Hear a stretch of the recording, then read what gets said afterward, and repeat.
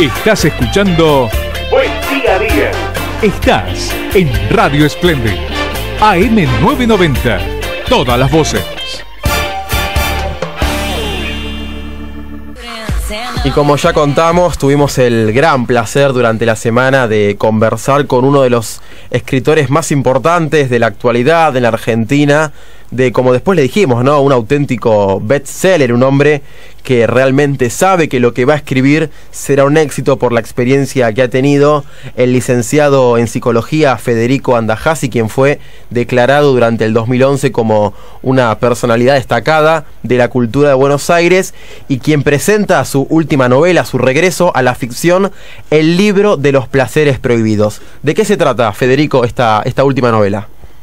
Bueno, a ver, El libro de los placeres prohibidos es un libro que transcurre en dos ejes. Es una novela que está ambientada en la Edad Media, la Alemania de 1455, y coincide con el surgimiento de la imprenta. Y uno de los protagonistas de la historia es justamente Gutenberg. Ahora, a mí me sorprendió muchísimo a la hora de encarar la investigación para este libro, lo cual me demandó varios viajes, entre ellos a varios archivos de Alemania.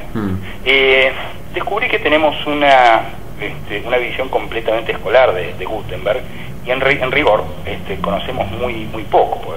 ¿Qué sabemos de Gutenberg? Que fue el inventor de la imprenta, de los tipos móviles, del libro tal como más o menos lo conocemos hoy. Pero sin embargo, lo que nadie se atrevió a decir, no porque no se supiera, sino porque nadie se atrevió a decirlo, es que en rigor Gutenberg no fabricó una máquina para falsificar, para publicar libros, sino precisamente, como decía, hizo una máquina para falsificar manuscritos. Esto hoy suena extraño, pero claro, hay que ubicarse en aquella época. Una Biblia, que era un manuscrito que llevaba 1 o 2 años de trabajo, valía el equivalente a lo que costaba una casa en la Europa de aquella época. Digamos, a plata de hoy, por así decirlo, valía no menos de 1 millón de euros.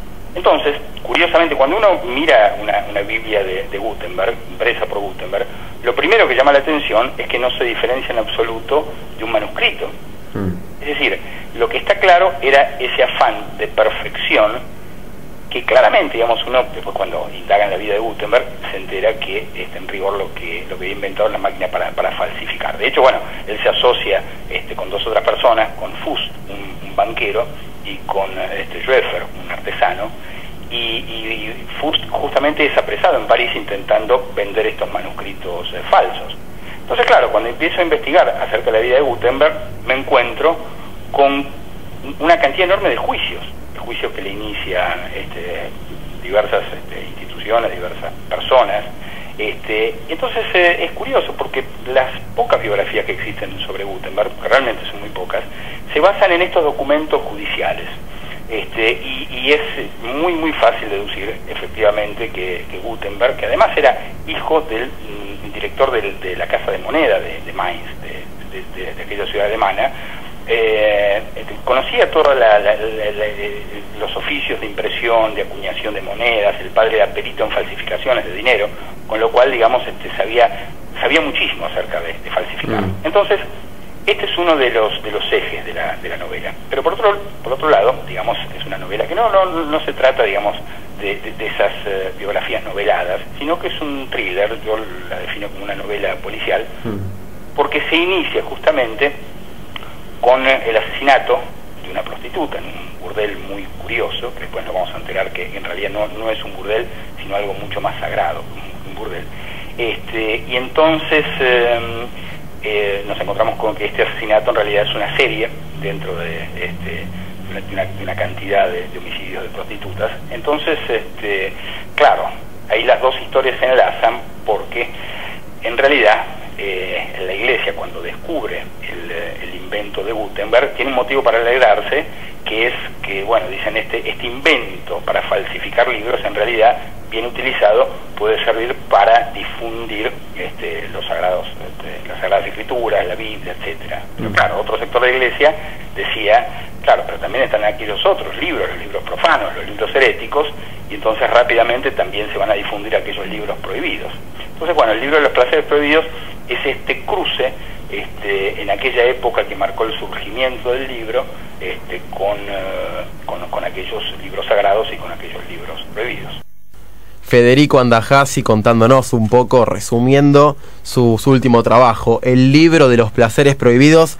La verdad que muchos desconocemos la tan interesante biografía de Jonas Gutenberg, y es muy interesante en primer lugar la historia de Gutenberg y en segundo la facilidad y la riqueza de la narración que siempre nos presenta Andajasi. Y hablaba él de otra época de la historia, lo mismo hizo cuando escribió El Anatomista o El Conquistador, y le preguntamos cómo hacía para situarse en aquella época, para poder describirla, para poder escribir sobre eso y mezclar, como decimos, la ficción y la historia.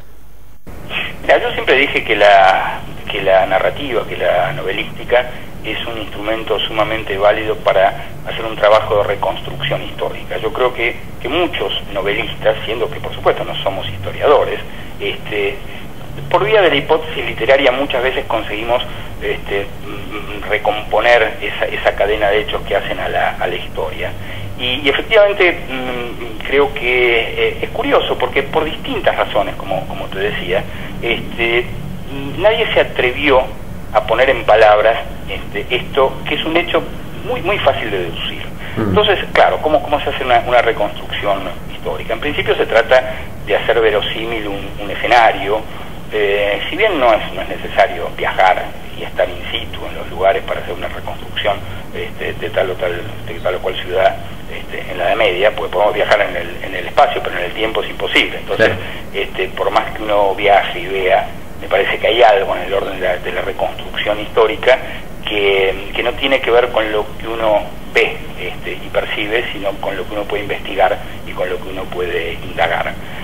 Reconstruir, yo siempre digo, hay varios de mis libros que están siendo considerados para llevar al cine, y claro, ahí es donde los directores y los productores se agarran la cabeza, porque me dicen, sí, se nota que no te cuesta nada escribir, digo que no te cuesta ningún dinero, porque es cierto, reconstruir una ciudad, reconstruir determinados pasajes de la historia, a un escritor no nos lleva más que investigación. Después ahora un director de cine, un productor, eso le cuesta muchísimo dinero. Entonces la gran ventaja que tenemos los novelistas sobre los directores y los productores de cine.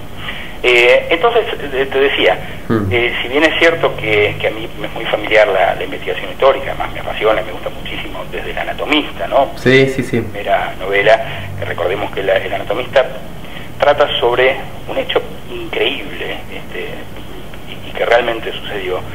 Allá por la Edad Media, también en Italia, apareció un personaje que, llamándose Colón, que siendo tocayo de Cristóbal, se declara también descubridor, y él dice haber descubierto el órgano que gobierna el placer y el amor, dice además, en las mujeres. Es decir, el descubridor del clítoris se llamaba Colón, igual que Cristóbal, y además existió, ¿no? Entonces, muchas veces a mí me preguntan los lectores, ¿cómo hago yo para saber qué parte del libro es ficción y qué parte es verdad? Me lo pregunté también con El Conquistador, ¿no? Lo mismo me surgió. El Conquistador lo mismo. Yo siempre doy una pista. Digo, aquello que parece más inverosímil, curiosamente siempre es verdad.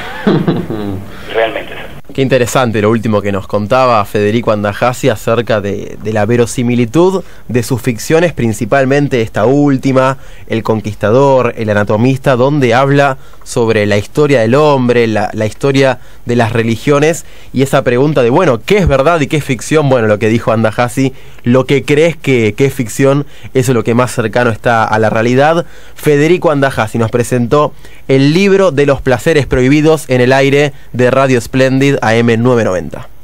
Con Julián Di Belonia, Carolina Albornoz, Cristian Grillo, Sebastián Auro, Alex Hatchian y Nicolás Licera. Buen día a día. Buen día a día.